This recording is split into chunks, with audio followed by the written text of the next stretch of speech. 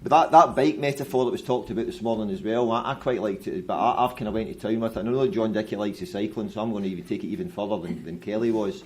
She talked about in two wheels, the local authority and the Scottish Government, but I think that's a little bit unfair because as we know that the local dimension to tackle child poverty in Scotland, the NHS and the local government are your two local drivers, so I see them as the two wheels. The mechanism is the Scottish Government, which is giving this impetus then for the local agents to make a difference. And of course it needs people to power a bike. It's not just two wheels and a mechanism that makes it move. It needs all range of different people, different actors at different levels, of course, to make that work. And then there's oil. Now you don't really need oil to make a bike work well.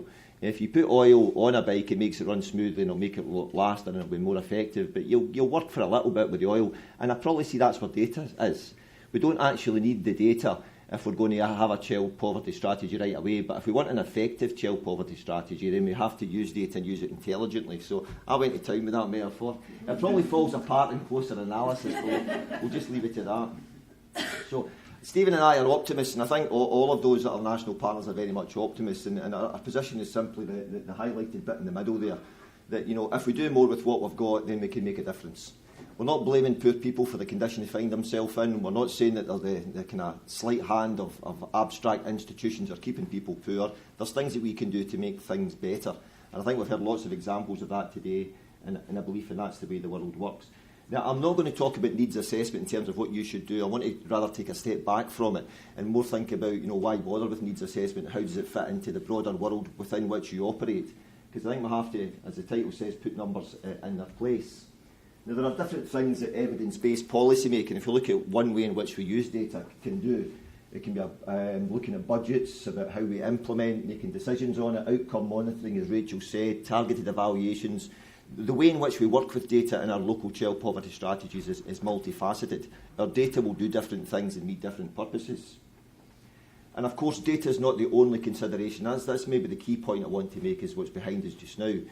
And you working with data is not the only force of influence that you have to counter. Argument will also be important, and ideas will be important. And the argument bit in the middle there is you're in the realm of politics. You have a range of different people with a range of different priorities.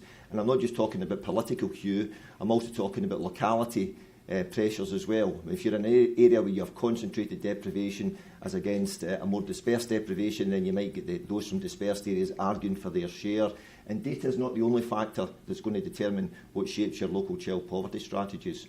So I think we have to understand how data contributes, how it can make a difference, but also the limitations and the other forces of abstract ideas, political arguments as well as data are all going to feed into what your priorities are for the strategies, what the role of needs assessment. And another point I want to make, and I think it's a really important one, Elizabeth's going to deal with the specific data issues. I'm taking a sideways step, as we say, is that political considerations are important, and at a local level things have really changed in the last few years. There's much more collaboration, I don't know if it's the right word or not, but there's certainly much more alliance in terms of who runs local government in Scotland. It's no longer the case where it's a monolithic party that have been there for years and continue to be the ruling party. It's much more complicated than it was many years ago. And I think it's important for us to acknowledge then that different political parties also have something to say in terms of tackling poverty. Everybody's on board to a degree in Scotland, I suppose, is the point I'm trying to make. Now, this is a big national purpose. This is what Scotland is all about. This is our high-level goal, brought in obviously as a governmental goal, but it's infused then by the work of the SNP. More successful country, increased well-being, inclusive growth, poverty is right at the heart of it. And obviously, there's the national and the local contributions there to make as well. Now, I'm not party political, but I think it's an important point to recognise that what's happened in the last few years has been there's a slight shift to the left in what's possible in politics. Things that a few years ago might not seem to have been credible, now we maybe treat more seriously. The idea of nationalising an industry is something that at a national level is something that can be talked about without somebody being viewed as being from the crazy left, a loony left party, and it's not a credible idea, and it's not the way the world should work. And so the ends to which data can be put now, the range of possibility in what is seen to be politically viable, I think is greater than it has been in the past. And it's not a party political point. But the point is there are different political parties that are likely to view data that are presented to them that are making a case for different types of policy solution much more favourably today than it would have been certainly 10 years ago and maybe even 5 years ago. I think we live in a world where there are more possibilities, and the range of ideas to which we can use data to make a case for, I think, is much broader now, locally as well as nationally, than it has been in the recent past. And I include there the Conservative Party, because it wouldn't have been credible, I think, for any Conservative politician south of the border to be giving the annual lecture to the Joseph Rowntree Foundation, which is exactly what Ruth Davidson gave a few years ago. And we remember, of course, when it comes to the Child Poverty Act, which we're here to discuss today, it was passed unanimously in Scotland. So I think these are really important points to make when we're thinking about needs assessment, is that we're in a way, we're pushing an open door. There is local support across the political divides for what we're trying to do. There's been the buy-in nationally at the Scottish level for what it is we're trying to achieve. Yes, we still have to win hearts and minds. Yes, there will be people that will view people experiencing poverty as the problem. But I think we have to bear that in mind when we're using data and we're trying to convince about need, that there is a broad, not consensus, but there's a broad interest across the political divide to which we have to talk to. So what to include, it's been touched upon, and I'm not going to go through the minutiae of a needs assessment. The graveyard shift is not the time to tell you what to do in terms of a graveyard assessment. And anyway, I've seen Elizabeth's slides before I rattled mine up. She's given lots of good advice in her slides about where we should look to for data. So I just draw your attention to what you've seen several times already, and I think it's important that we do frame it. The 6 target groups are not the only groups that will be important. In some local areas there might be other populations which are more the groups that you usually want to target in your area. But these are 6 groups we can't ignore, I think is a point to say. It doesn't have to exclusively focus on these 6, but it has to say something about these 6. And we have to look at where data are available to inform intelligence on that. And of course the 3 drivers which Rachel's just explained in a bit more detail. So your local strategic priorities, and I think Aberdeenshire picked up on this quite neatly this morning. The aims to which we can put data are varied as well. It's not just about reducing the number of children living in poverty. A tackling child poverty strategy can be different things. It can be about prevention. It can be about enabling opportunity, making it less likely for some, or it can be about reducing number. And again, the types of data we need to answer these questions, as well as obviously the types of strategies we need to make a difference, are very varied as well. So I think all I would do in terms of the few minutes that I've spent talking about needs assessment is to think about needs assessment as not just a simple exercise of finding data and in a very simple robotic type way using that to present a case. I think there are broader considerations we have to think about, but also as an optimist I think it's a very good time to be doing it, because I think the climate is much more receptive to a wider range of possibilities than it has been at any time in the recent past. But for your real needs assessment, I'm going to hand over to Elizabeth to take us through the numbers. Oh, you went there. You lost me. Okay. Me and John tried to be really joined up, put the slides together, and it knocked out my titles. So I think that's something about oil and bicycles, and sometimes you just need to say, okay, maybe not that oil. Let's try something else. Okay. So I think there's been some false promises. I'm not going to give you lots of numbers. As I said, the graveyard shift's not the time to do it. But what I'd like to do is actually build on a bit some of the things that were talked about this morning and some of the things Rachel talked about, and try to put them into context. Now, some people think data is kind of like the dragon's hoard. We're the dragons. We have all the data, and we're not giving it to you. This is untrue. We have the data. It's available. But the trick is, what do you do with it? There's a lot of it. And that's maybe the key theme. I also tried to change the order of the slides. That's where we're all wrong. So at the end, there's a slide which summarises what I'm trying to say, but we'll get there eventually. Right, this is trying to put some context around some of these numbers. Now, part of the problem we had in trying to deal with the requests for indicators that might be helpful was people wanted indicators at all sorts of different levels, because obviously child well-being and happiness is important. Physical and educational attainment is also important, but these are the kinds of things that we're focusing on for all the reasons that were mentioned before. But obviously there's interactions, and certainly in terms of reducing child poverty levels, lots of things influence those, and even more things influence those things up there. What we're trying to do is influence these things because it feeds through. So it's not we've forgotten about all the other stuff, it's just we're trying to concentrate on this bit at this point in time. Oh. That's all my fault. Right. Okay, some of you will have seen this in the delivery plan. Just pointing out that, again, there's levels to this. And actually, a lot of the things that we're talking about that people will be doing locally and they have influence over is actually looking at the impact of actions on the ground and really focusing on that. Because if we get that right, the rest of it should follow as far as these things are under our control. Right, we've seen that. We don't have to go into that. But it's not all kind of simple. And this is just really a summary of some of the things Rachel said. There's lots of things that we need to think about. And I'll put inclusive growth in here because that's something that's come up as a really big hitter. But trying to actually fit it in with a local perspective and with all the other things that are going on, that's a bit of a challenge. But that will be a useful one to look at. And some places have looked at this in quite a lot of detail. So it's actually looking at what are the big things we need to align with and create linkages with to actually move this thing forward. And this is just a slightly different way of looking at it. I don't know if John noticed, but that's straight out of his presentation. And that's where the preventive activities work. There's a lot of work going on locally at all sorts of levels. It has been going on for a very long time, and it's really, really important. But I suppose the important thing to come away from is things have to be aligned.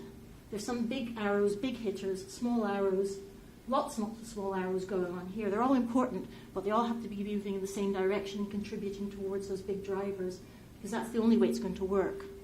Now, I'm not telling anyone anything new. This is what has been happening for a long time, but now is the real opportunity to try to get all this stuff to align.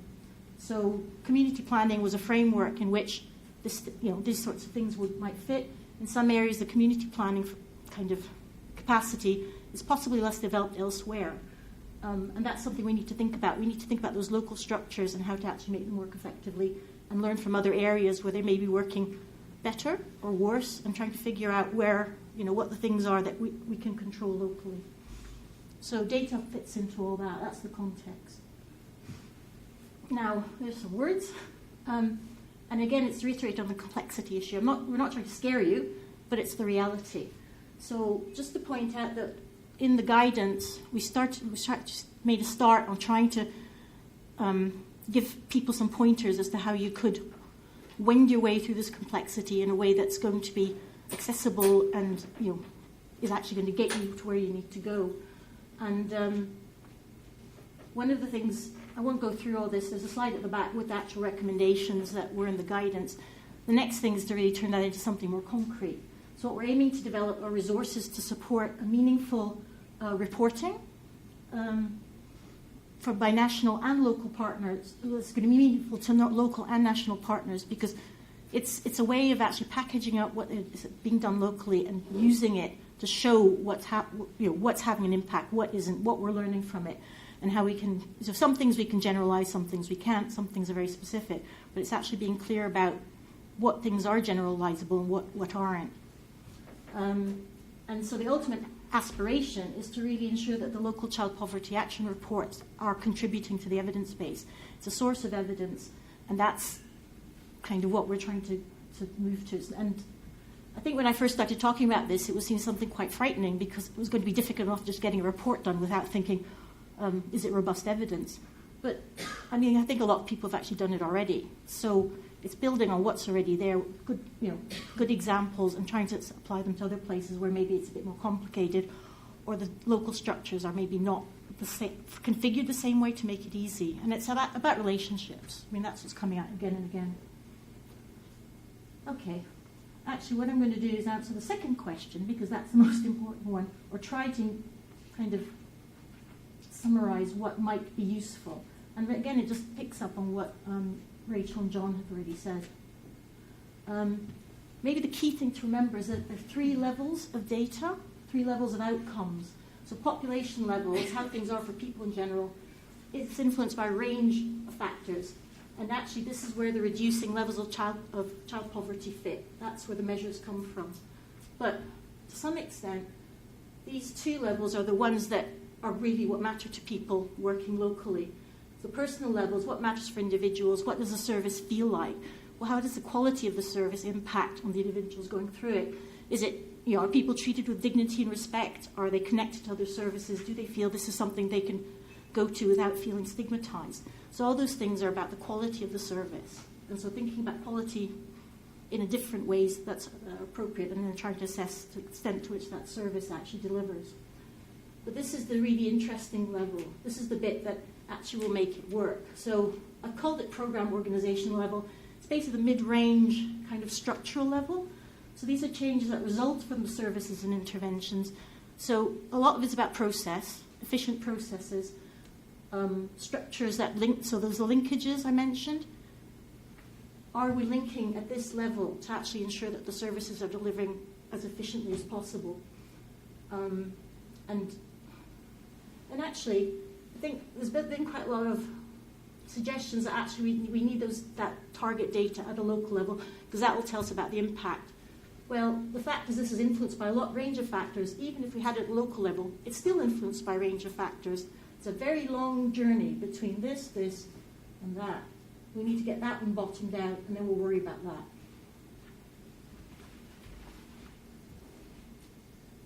So that's just a recap on what was already in the guidance. There's lots of data out there.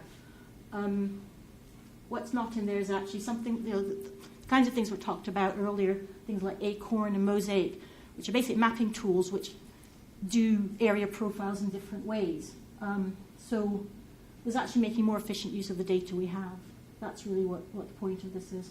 But local resources, knowledge, resources such as Note 5 and understanding Glasgow neighbourhood profiles. So there's a lot of sort of effort being put into some local areas on this. Other areas have possibly got less capacity. But there have been quite a lot of interesting case studies where even when a database was developed for a local area, it didn't quite work because they weren't actually engaging with what was stopping people doing a good job at a local area. And so there's some learning around that, and I can talk to people about that if they're interested. I didn't put that in because we didn't really have time. But what we're doing concretely in Scottish Government is developing a child poverty basket of indicators. So that's just pulling together some of the main sources into a kind of easily accessible resource that might start to get people thinking. Now, this is not going to solve all your problems because it probably won't have the one thing that you think you want. But what we would like to do is work with local partners and national partners around how useful is this? What is it telling us? What other sources of information do we need to think about? One thing I will point out is probably the most interesting bit is this is children in low-income families, which is the HMRC data, which is available at very low levels of geography and regularly published. And that's for Glasgow. It doesn't actually change that much, year on year. So it's just to put that into context. You might not want it every year, but you need to know the trajectory and you need to kind of know how you fit into that. So this is something that is actually coming down to those two bottom levels, the important levels for us in terms of understanding impact of what's happening on the ground. And these are some questions really for discussion. So the reason I kind of romped through this, it's actually more important for us to engage with people about what's available locally and how that can be used more effectively. So we need to understand the local context. It will require a range of communication strategies and information. And the reason I put the information strategies in there is it's telling the local story. So I really like the presentation from West Lothian about, just get on with it. You know what the issues are. Okay, sometimes people are mistaken and you have to have an argument about what's the right way to go or what we'll all agree on. But there's an awful lot of local knowledge and we need to capitalize on that. And once we know what it is, we then need to communicate it. That's the important thing. And that's going to be the trick. It's not how much data, it's how we actually talk about it. So the other thing is local sources of information currently available or could be developed to support this. So it's something like automating benefits. That generates data. We'll use it. We can use it to evaluate the service. We can use it to actually say something about how that service is performing. The other thing is more about who are the actors who can support more effective use of the information we have. So I'm talking about knowledge mobilizers. That's what was coming up in quite a lot of the work, which is around, how do we get better use of data locally? It was actually those people who knew, had capacity to analyze data, knew where the data were, but also knew what was happening on the ground and could say, well, actually, we know lots of stuff, but we also know that this is happening. and this is something we can do something about. So there's a kind of, it's not just about information, it's actually about people using information and making those local connections. I don't know about you, but sometimes I, as a statistician, feel there's too much data out there. I don't know where to start. There's so much. And so it's really trying to think about what's the important question, what do we want to find out, and start from there. And sometimes it's just about talking to people, and then you can see where you want to go. My last slide gone. Oh, that's not helpful. Yeah, the last slide's gone. Oh, sorry. I sent this, So, actually, no, I won't. But basically, that was a quote by Jerry McCartney, who's a public health consultant, who does got a group that's looking at local profiles, and again trying to ask those questions. We've got lots and lots of data out there, but people are still saying we want more data. So somewhere we're doing something wrong. And his quote basically said we've got to move from a position where people are saying if just we had more data, more timely, more locally, more often, just more, we could fix this. And we need to get to a position where, as kind of I suppose I'm one of the knowledge brokers. There's a lot of them in the room. Where can we get to a position where we can try to support each other, making most efficient use of the data we have already, and then see if we really need more data. Sorry about that. The tech failing me. But those are the kind of 7 steps that we were trying to say this is actually quite a useful way of looking at it, but we need to turn that into something that's actually more accessible. So I'll leave you with that one.